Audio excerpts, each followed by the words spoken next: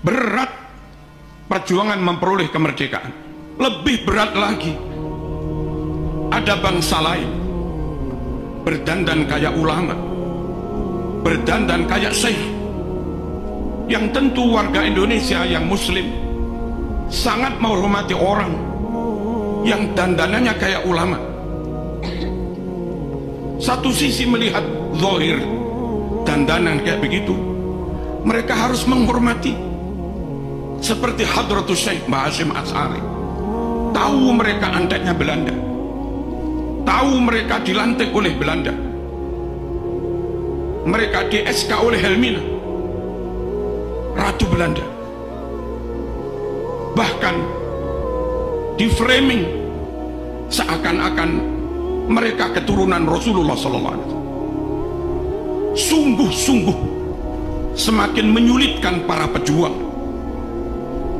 Nggak mungkin kemerdekaan tidak direbut.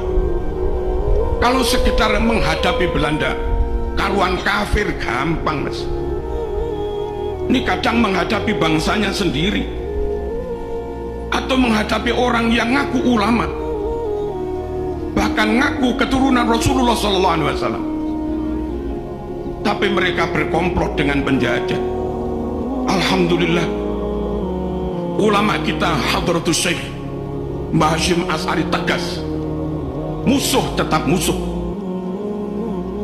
musuh tetap musuh, apapun penampilannya, apapun kedoknya, tetap kenceng, tidak tolah-toleh, tidak ragu, tentu dengan penuh bijaksana dan arif.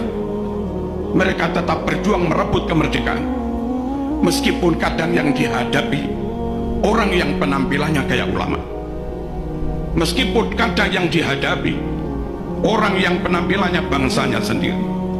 Alhamdulillah, dengan kekompakan, kekokohan niat, dan tentu persatuan, doa, hizib, tirakat, dan rahmat Allah Subhanahu wa ta'ala, akhirnya Indonesia bisa merebut kemerdekaan.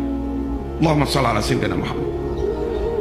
Gerakan-gerakan ideologi yang itu bersumber dari asing, pusatnya di asing, dikontrol oleh asing, lalu kau biarkan mengobok-obok umat Islam yang ada di Indonesia. Ketahuilah, Syiah asing, Wahabi asing, Ikhwanul Muslimin asing, gerakan Hizbut Tahrir asing, Islam Ahmadiyah asing, pusatnya di luar negeri, sebagian di London, dikontrol dari luar negeri. Radikalisme asing, liberalisme juga asing. Asli Indonesia Ahlus Sunnah wal Jamaah, seperti yang hari-hari kita amalkan, kita yakini, ala thoriqati nahdlatil ulama. Zikir, zikir, manaqib, manaqib, solawat, solawat, ini Ahlus Sunnah wal Jamaah. Tapi jangan sampai bermerek asing, jangan sampai untuk sekedar solawatan lalu kebanggaan kepada NKRI menjadi hilang, rasa menjadi bangsa hebat, superior, menjadi inferior. Jangan. Orang dengan penampilan apapun, dengan baju apapun, dengan wajah kayak apapun, dengan suku etnis kayak apapun, asal mereka muslim, Ahlus Sunnah wal Jamaah, ikut manakib, ikut haul, ikut sholawatan. Tapi kalau kita harus ikut-ikut mereka, harus ada di bawah mereka, harus dikontrol mereka, harus nyembah-nyembah kepada mereka. Jangan.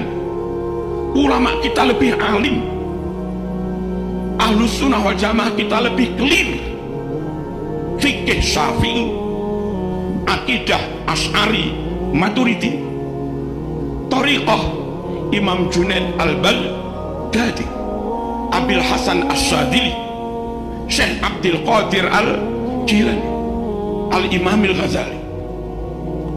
Jangan gampang dikit-dikit ikut, apalagi sampai akhirnya mereka mengatakan Indonesia ini milik wali-wali yang datang dari suatu wilayah. Bukan. Mbah-mbah mereka bukan pejuang. Pejuang itu Bung Karno, Bung Hatta. Pejuang itu Cuk Nyadin. Pejuang itu Haji Agus Salim. Pejuang itu Mbah Wahab Hasbullah. Pejuang itu Diponegoro. Bukan yang lain-lain. Mosok sampai di antara mereka pidato, kamu budak-budak kami, dan yang mau ikut mereka diperbudak, bodoh. Nggak menghargai kemerdekaan yang diperjuangkan ulama dengan darah dan nyawa.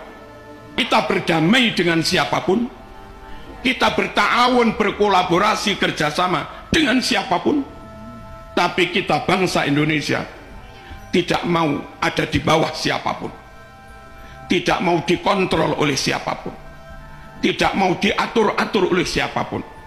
Kita bangsa Indonesia hebat, kita bangsa Indonesia pinter, dan kita bangsa Indonesia yang muslim jelas ahlus sunnah wal jamaah. Kalau dulu Indonesia harus belajar bahasa Arab ke Timur Tengah, hari ini di UIN Malang S2, S3 kadang ada mahasiswa dari Arab ambil bahasa Arab di Malang. Artinya mereka tahu bahwa balaghah ada di Indonesia, mantek ada di Indonesia, ma'ani bayan badik ada di Indonesia, ulumul Quran ada di Indonesia, terawat lughawiyah, filologi ada di Indonesia. Hebat Indonesia. Jangan mau nyembah-nyembah orang lain.